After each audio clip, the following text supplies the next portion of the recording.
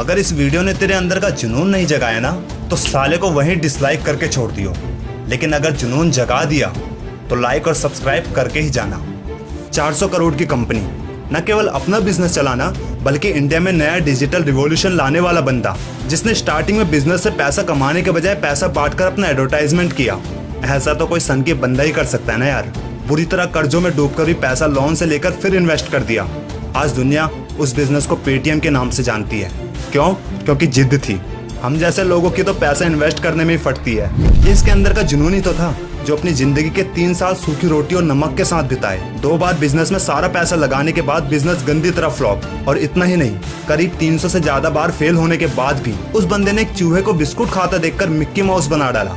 ये बंदा कोई और नहीं बल्कि वॉल्ट डिज्नी था। $90 मिलियन की कंपनी अपनी जिद पालकर खड़ी कर डाली, जिसकी एनिमेशन और सुपर हीरोज की मूवी आए दिन अपने नए नए रिकॉर्ड्स बनाती है। साला पागल जिद्दी था ना जो 300 से ज्यादा बार फेलियर झेल गया। वरना हम लोगों में से कोई 3-4 बार फेल होता है तो हम उसे इम्पॉसिबल मानकर वहीं छोड़ देते हैं। भूल जाते हैं हम लोग सक्सेस हमारा यही तो इम्तिहान लेती है। वैसे अपने इंडिया में स्पोर्ट्स के प्लेयर एक बार मेडल या ट्रॉफी क्या ले आता है, इतने रिलैक्स हो जाते हैं जैसे 3-4 साल तक अब कोई मेडल या ट्रॉफी के लिए मेहनत ही नहीं करनी। कोई ऐसा प्लेयर ही नहीं था अब तक जो लगातार जीतता हुआ आया हो। लेकिन एक 19 साल की लड़की 3 हफ्तों में यूरोपियन गेम्स में हैट्रिक नहीं बल्कि 5 मेडल, जो सिल्वर या ब्रॉन्ज नहीं बल्कि गोल्ड मेडल लाने वाली, एशियन गेम्स में भी इतिहास में पहली बार इंडिया की तरफ से गोल्ड मेडल लाने वाली हिमा दास, जिसने सही मायने में स्पोर्ट्स में इंडिया का नाम रोशन किया।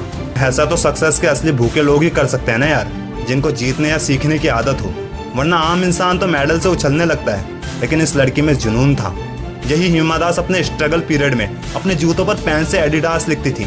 आज उसके एडिडास के जूते पर हिमा दास के नाम का टैग लगा हुआ है। हर दिन फेल होने के बाद भी ना हारने वाला कर्नल हरलैंड ने 45 की उम्र में KFC की कंपनी खड़ी कर डाली। ये उसकी जिद जुनून नहीं तो और क्या था, जो 45 की उम्र में भी $20 मिलियन की कंपनी खड़ी कर डाली।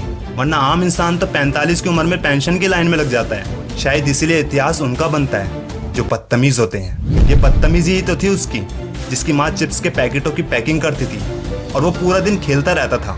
लेकिन ऐसा लोगों का नजरिया था।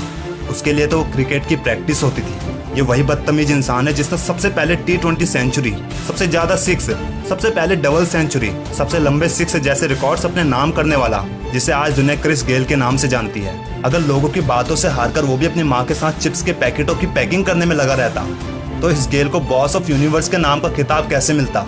ये उसकी बदतमीजी तो थी जो लोगों को बदतमीजी शब्द की एक अच्छाई बता गई। जिस काम को सब करते हैं तो उस काम को तुम भी कर सकते हो, और जिस काम को कोई नहीं कर सकता तुम उस काम को जरूर करो। ये जापान का सक्सेस होने का एक सबसे फेमस फॉर्मूला है। और जाते जाते बस एक ही बात बोलूँगा, जो भी करना है, जो भी बड़े करने की तुमने सोची है, मेरा यकीन मानो कितनी भी बुरी सिचुएशंस आ जाए, तुम कितने भी बदकिस्मत हो, फिर भी तुम कर सकते हो।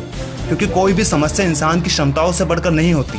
बस फर्क इतना है, कुछ लोग बीच में रास्ता छोड़ देते हैं और कुछ लोग छाप छोड़ देते हैं। मेरे भी सब्सक्राइबर ज़्यादा नहीं है, व्यूज़ भी कम आते हैं, लेकिन फिर भी लगा रहता हूँ। तो मुझे देखकर आप भी मेरे साथी बन जाओ यार। इसके लिए चैनल को सब्सक्राइब कर लो ताकि मेरी आने वाली सारी वीडियोस आप देख सको, और वीडियोस हर इंडियन को शेयर जरूर करो ताकि अब सक्सेस इंडिया में ही नहीं पूरे विश्व में तिरंगा फैलाना